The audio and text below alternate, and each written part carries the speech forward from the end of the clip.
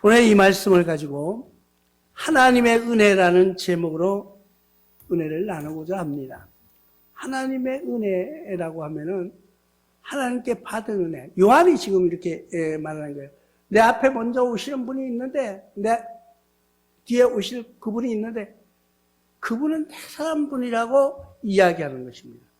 그것이 뭐예요? 증거예요, 증거. 진리의 증거다. 내 뒤에 오시는 분이 분명히 있는데 그분이 누구신가에 대해서 말씀해주고 있는 요한의 모습을 보는데 그 말 속에 진리가 있더라.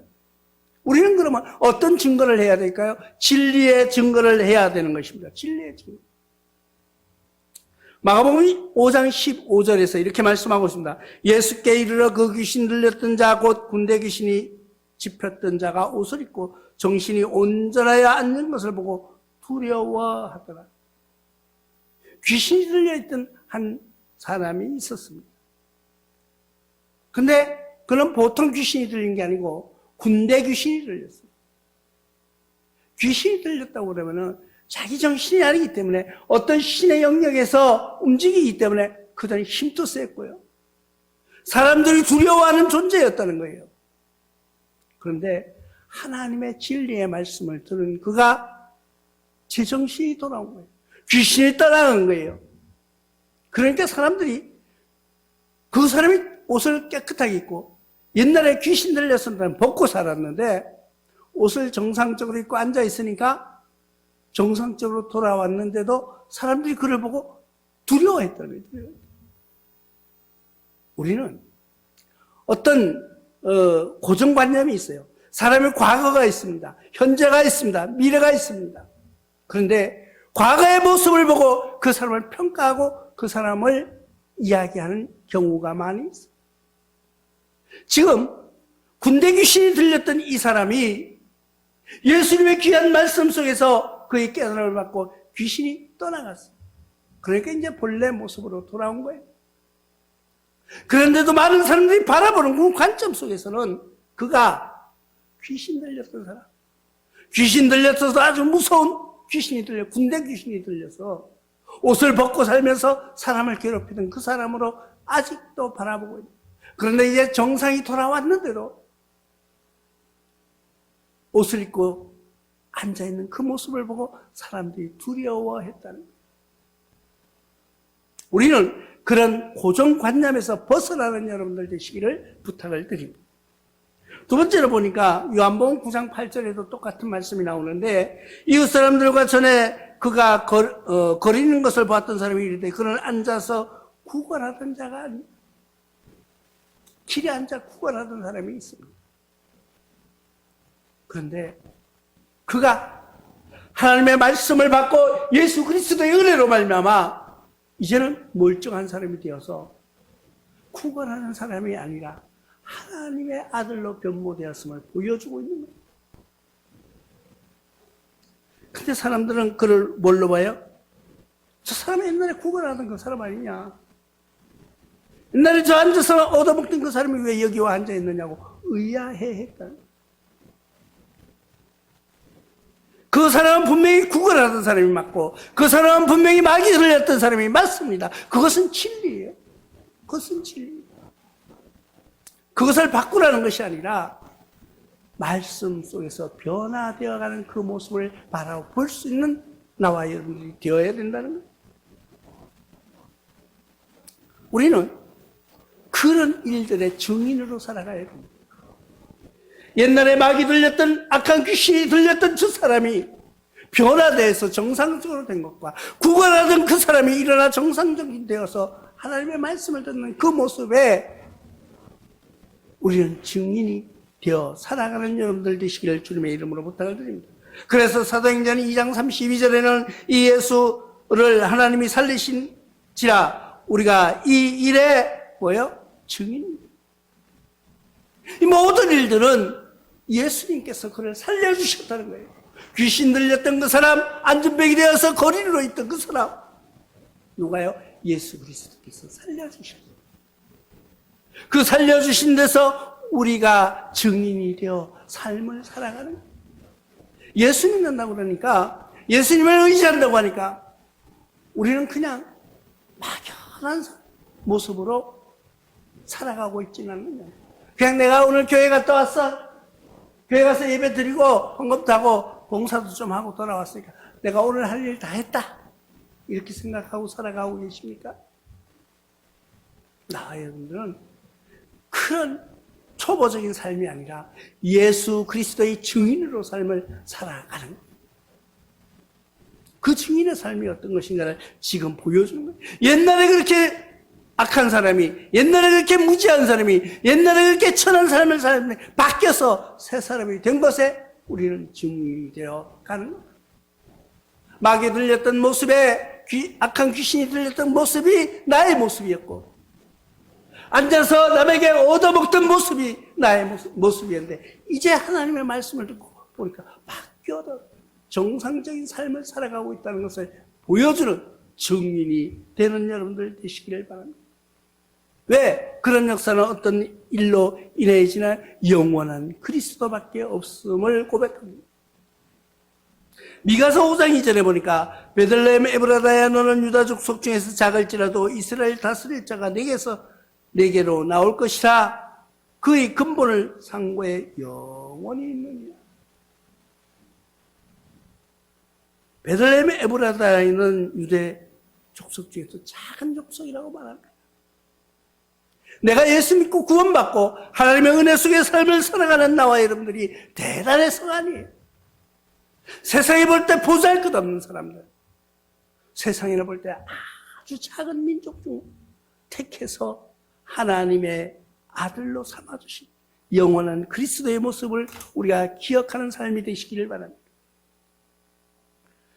요한복음 17장 24절에서는 이렇게 말씀하고 있습니다. 아버지여 내게 주신 자도 나 있는 곳에 나와 함께 있어 아버지께서 창세전부터 나를 사랑하심으로 내게 주신 나의 영광을 그들로 보게 하시기를 원하옵나이다. 내가요 어느 날 갑자기 예수 믿은 것이 아니에요.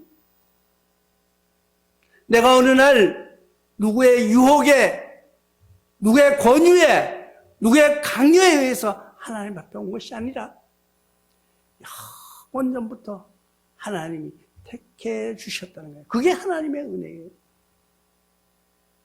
우리는 내 스스로 하나님 앞에 와 있다고 착각하지 마세요.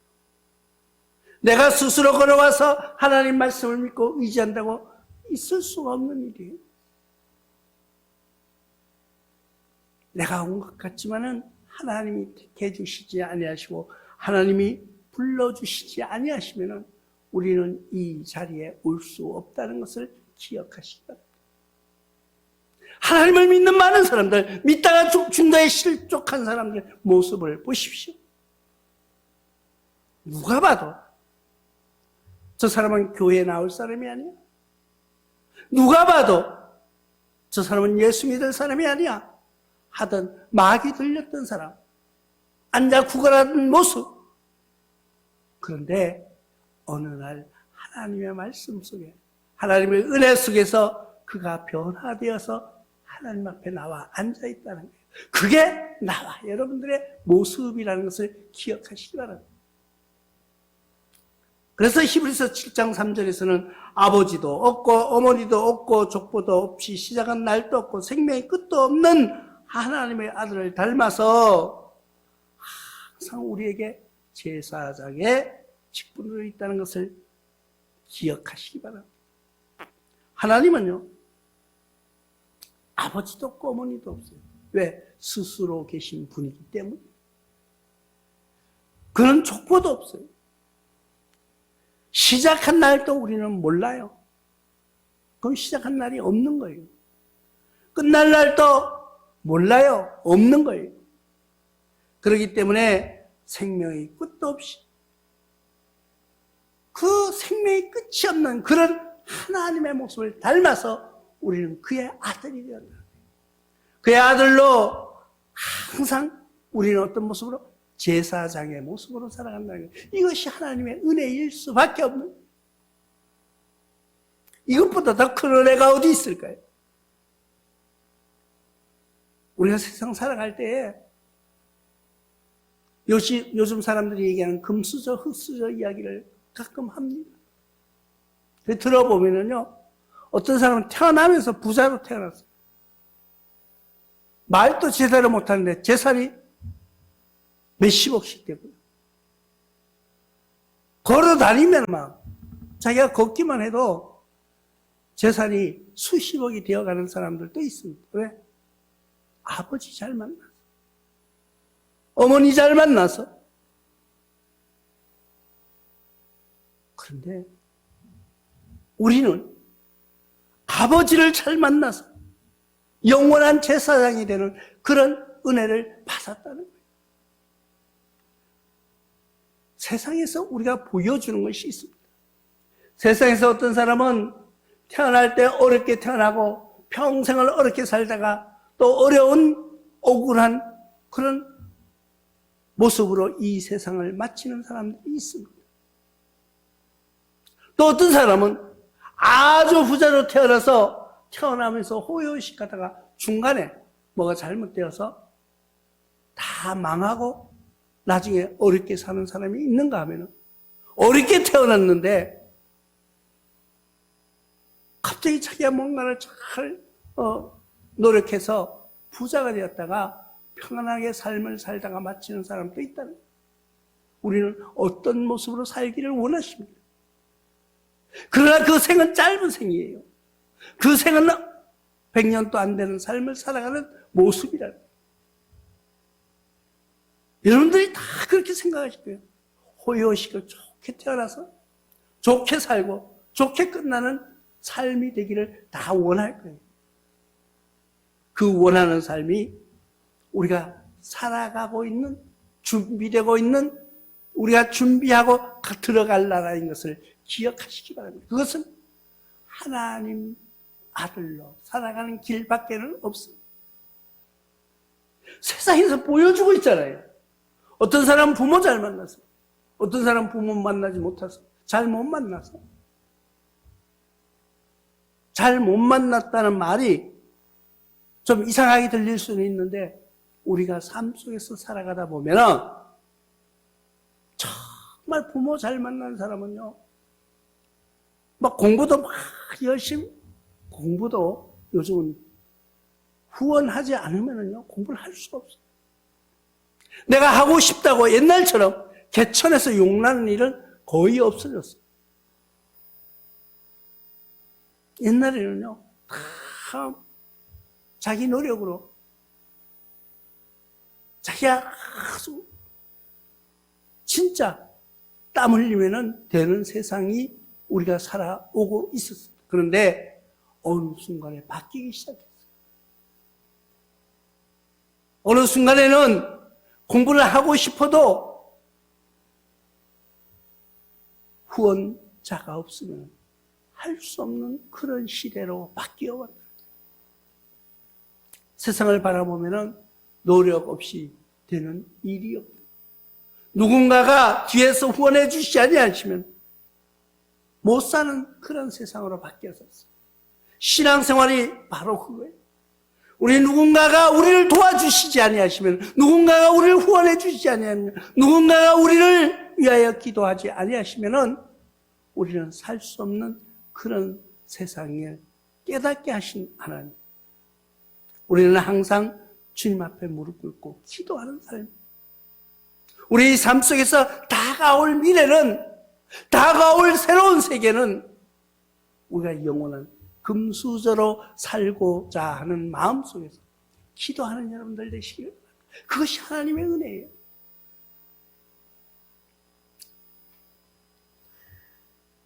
하나님의 은혜라는 것이 값없이 주셨다고 말합니다.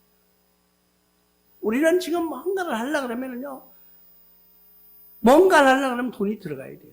뭔가를 하려면 누군가 후원을 받아야 돼요. 그런데 아무것도 필요 없는 세상이 되면 얼마나 좋을까요? 그 세상이 바로 값없이 주시는 하나님의 은혜가 있다는 거예요. 시편 기자는 84편 11절을 통해서 이렇게 노래합니다. 여호와 하나님의 방패이시라. 하나님 여호와께서 은혜와 영화를 주시며 정직하게 행하신 자에게 좋은 것을 아끼지 아니할 것임이니이다. 우리는요 값없이 주신 그 은혜를 받는 방법이 하나 있는데, 뭐라고 말씀하고 있느냐면은 정직하게 행하는 거죠. 하나님 앞에 정직한 삶을 사는 그런 사람이 다 되시기를 주님의 이름으로 부탁을 드립니다. 그리고 또 헛되이 여기지 않는 자라는 거예요. 헛되이 여기지 않는 자. 고린도후서 6장 1절에 우리가 하나님과 함께 하시는 일로 자기 권하노니 자로서 너희에게 권하노니 하나님의 은혜를 헛되이 받지 말라. 하나님의 은혜를 헛되이 받지 않는 삶이 되시길 바랍니다. 헛되이 받는다는 것이 내가 하나님의 아들로서 살아가는 삶, 내가 하나님의 아버지라고 부를 수 있는 그 특권, 내가 성도라고 이름 붙여준 그 은혜의 삶을 헛되이 살지 말라는 거예요. 내가 십자가 목걸이 한다고 다 크리스찬이 아니에요. 내가 다 십자가 성경책 가지고 남에게 보여준다고 진정한 성도가 아니라는 것을 여러분들이 인식하시기 바랍니다. 왜? 우리는 항상 하는 이야기가 있어요. 세상을 택할 것인가 하나님을 택하실 것인가 두 기로에 서 있다 그러면은 분명한 하나님을 선택하는 여러분들 되시길 바랍니다. 그것이 마음 중심에서 일어나야 돼요. 그냥 남에게 보여주려는 것이 아니요. 내 중심 속에서, 내 마음 속에서 진정한 하나님을 향한 마음, 하나님을 의지하는 그 심령, 세상의 모든 것은 헛되이 버려질 것이라는 것을 기억하는 여러분들 되시길 바랍니다. 그리고 자타를 위한 은사를 받아야 됩니다. 베드로전서 4장 10절에 각각 은사를 받은 대로 하나님이 여러 가지 은혜를 맡은 선한 청지기같이 서로 봉사하는, 하나님께서 나에게 주신 달란트가 있어요. 하나님께서 주신 나에게 봉사의 은사를 허락하셨어요. 그런데 그 은사가 다 다르다는 거예요. 자기가 받은 은사가 최고인 줄 알고 착각하지 마세요. 어떤 사람은 전도의 은사, 어떤 사람은 기도의 은사, 어떤 사람은 찬양의 은사, 어떤 사람은 말씀을 전파하는 은사. 다 내끼 최고인 줄 아세요? 물론 귀한 것은 맞아요. 하나님께서 주신 귀한 은사는 맞는데 내끼 최고라고 말하지 마십시오. 우리 삶 속에서 살아가다 보면은 하나님의 은혜를 자기 것인 양 착각하다가 마지막에 비참한 몰락으로 몰아가는 심령들을 여러분들이 많이 보았을 것입니다. 하나님의 말씀 속에서 사람들을 끌어모아 주시고 은혜 가운데 머물게 하시니까 자기가 잘해서 된 착각 속에서 살아가는 심령들. 어떤 사람은 자기가 왕인 줄 알아요. 어떤 사람은 자기가 군주인 줄 안다니까요. 하나님의 이름을 빌어서 착각 속에 살아가지 않는 여러분들 되시길 바랍니다. 내가 받은 은사, 내가 주어진 은혜를 남에게 봉사하고 하나님의 나라를 세워가는 선한 일에 사용되는 그런 은혜 받은 자가 되어야 됩니다. 각 사람의 은사는 달라요. 각 사람의 주어진 달란트는 다 달라요. 그렇기 때문에 주어진 은사를 온전히 사용해서 서로 봉사하기를 힘쓰라는 거예요. 서로가 서로를 위해서 봉사하는 삶 속에서 여러분들의 하나님의 은혜를 깨달아 가시기를 바랍니다. 그러려면 어떻게 돼요? 겸손한 자가 되어야 됩니다. 겸손한 자. 내끼 최고가 아니고 나의 모든 것이 다가 아니고 하나님의 은혜로 된 것인데 내가 이것은 뭐야? 하나님을 위해서 사용하는 겸손한 자가 되어야 한다고 베드로전서 5장 5절에 젊은 자들아 이와 같이 장로들에게 순종하고 다 서로 겸손으로 허리를 동이라. 하나님은 교만한 자를 대적하시되 겸손한 자들에게는 은혜를 주십니다. 여기서 장로라 그러니까 어른 장자 늙을 노자, 나이 많은 어른들에게, 장로들에게 순종하라. 꼭 장로들에게만 아니에요. 나 외에 다른 사람들에게는 다 겸손하는 여러분들 되시기를 바랍니다. 나에게는 엄격해. 남에게는 겸손한 너그러운 그런 신앙인이 되시기를 바랍니다. 그리고 서로 겸손하는 거예요. 나만 겸손해야 되는 것이 아니라 서로 겸손한 거예요. 서로. 허리를 동이고 하나님께서는 교만한 자를 대적하시나 겸손한 자에게는 어떻게 큰 은혜를 주시겠다고 약속하고 계신 것입니다. 그렇기 때문에 이 모든 것이 하나님의 은혜예요. 하나님의 은혜를 받는 법은 뭐예요? 마지막으로 겸손해지는 거예요. 서로 겸손한 삶 속에서 하나님의 은혜 속에서 승리하는 여러분들 되시기를 주님의 이름으로 축원합니다.